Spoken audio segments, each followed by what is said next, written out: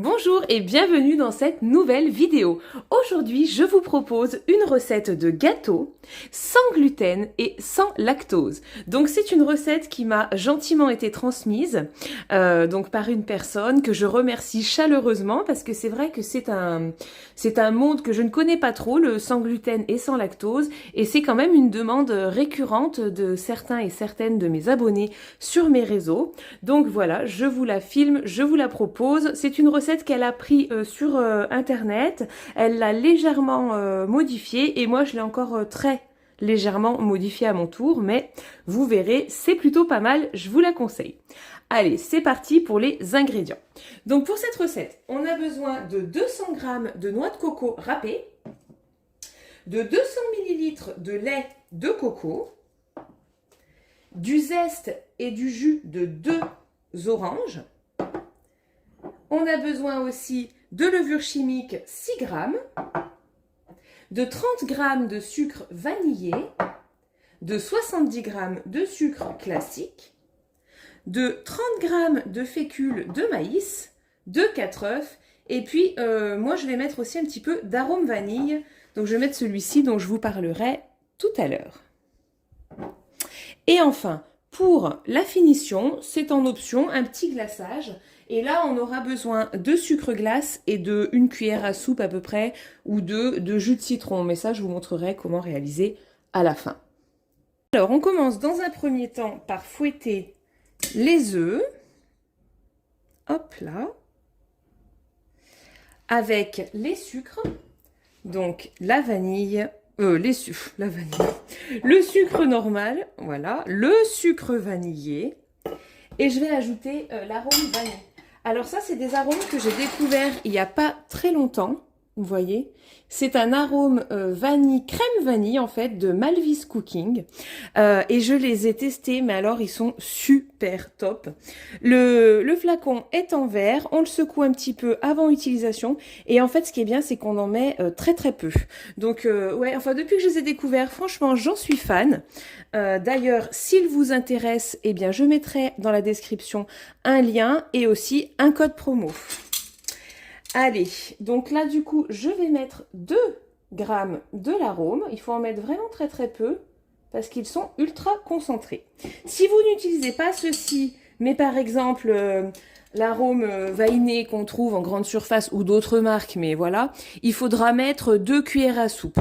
Voilà, ce sera l'équivalent des 2 g de celui-ci. Mais je vous conseille de les tester. Allez, on fouette bien tout ça. Au mini batteur ou à la main. Hein.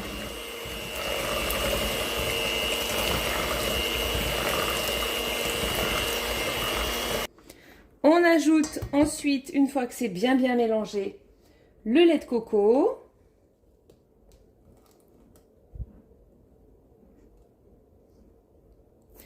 Le jus de l'orange, des 2 oranges, même précisément, voilà. On ajoute aussi les zestes.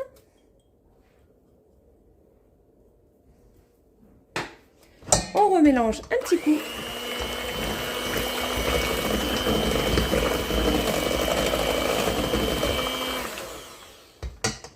Et puis maintenant, on va ajouter le reste, tous les poudres quoi. Donc la noix de coco, la maïzena, enfin la maïzena, la fleur de maïs. Voilà, oui, bon, c'est vrai que moi je prends la marque Maïzena. C'est connu, mais ça marche très très bien avec toutes les autres marques aussi. Hein. Voilà. Et puis, la levure chimique.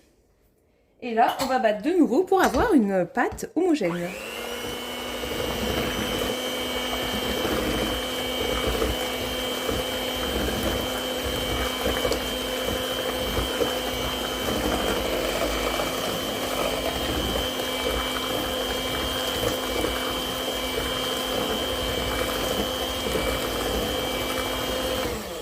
Voici.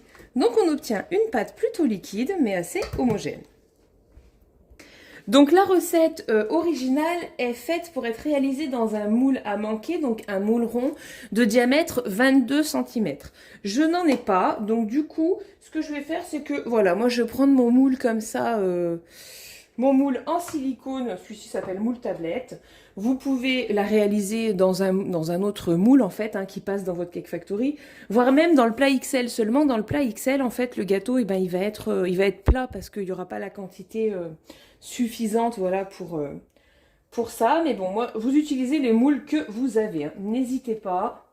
Donc on verse toute sa préparation. Je vais attraper une petite maryse, tac, pour ne pas en perdre. Donc dans le moule, voilà. Pourquoi pas faire des mini aussi? Oui, j'ai pas pensé, sinon peut-être que je vous aurais proposé directement en mini, mais bon. Allez, donc on verse dans le moule, on ferme et ça part tout de suite pour la cuisson. Alors, on va laisser notre Cake Factory sur le programme numéro 1 et on va démarrer pour 35 minutes. Je ferai une vérification à ce moment-là pour voir si on en ajoute un petit peu ou pas.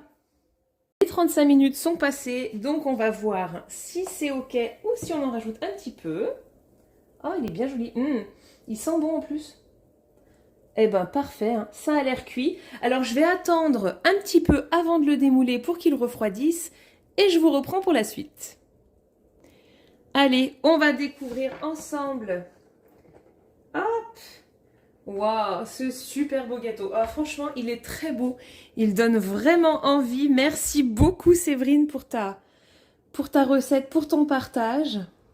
Bon, en plus, elle va me faire passer d'autres recettes, donc sur ma chaîne, très certainement que vous découvrirez un petit peu plus de temps en temps de recettes sans gluten et sans lactose. Voilà. Alors maintenant, on va faire quand même un tout petit glaçage. Alors, je vais vous montrer très facile pour faire un petit glaçage, voilà, avec du sucre glace. Mais moi, je le fais un petit peu à l'œil. Alors, vous voyez, je vais mettre, hop, je vais mettre quelques cuillères à café, des grosses cuillères à café de sucre glace dans un bol. Et en fait, là, il faut ajouter du jus de citron, mais vraiment petit à petit, vous voyez, pour avoir quelque chose d'épais. Donc, je vais mettre déjà juste une cuillère à café, pardon, de jus de citron et je mélange. Voilà, donc là, je vois que je peux en ajouter encore. Mais il faut y aller petit à petit pour obtenir quelque chose de très épais. Allez, encore un petit peu, une cuillère. Hop là! Voilà. Ça, c'est facultatif, mais c'est vrai que déjà d'une, c'est joli à l'œil, on aime bien. Puis les enfants ont un petit effet waouh quand ils voient un petit glaçage. Et puis comme c'est au jus de citron, c'est vrai que ça ajoutera un petit peu de peps au gâteau, comme me l'a dit Séverine. Allez. Voilà, je pense que là, ça va être bon. Donc je vous montre bien la texture. Tac, tac, tac. Ouais, là, c'est bon, je vais être bien. Vous voyez, on absorbe tout le sucre glace et on obtient un peu une pâte épaisse comme ça.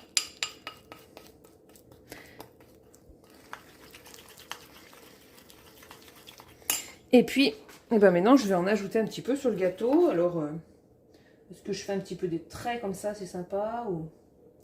Voilà. Je ne veux pas non plus le couvrir entièrement parce que sinon, ça fait quand même pas mal citronné, quoi. Donc, moi j'aime bien, mais les enfants trouveraient ça un petit peu trop acide après, donc. Et voici, vous voyez, c'est pas mal. Ça donne une petite touche de finition. Hop là.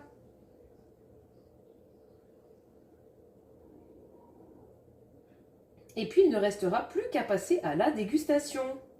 Je vous montrerai quand même l'intérieur avant de clôturer cette vidéo. Hop, on va se découper un petit carré. Oh, il a l'air super fondant, hein. Hop là. Et voici. Donc, je vous montre. Ouais, oh là là, il a l'air d'être fondant, moelleux. Eh bien, écoutez, je vous remercie d'avoir regardé cette vidéo. Et à très bientôt. Oh là là, si j'arrive à vous le dire correctement. Et à très bientôt pour de nouvelles recettes.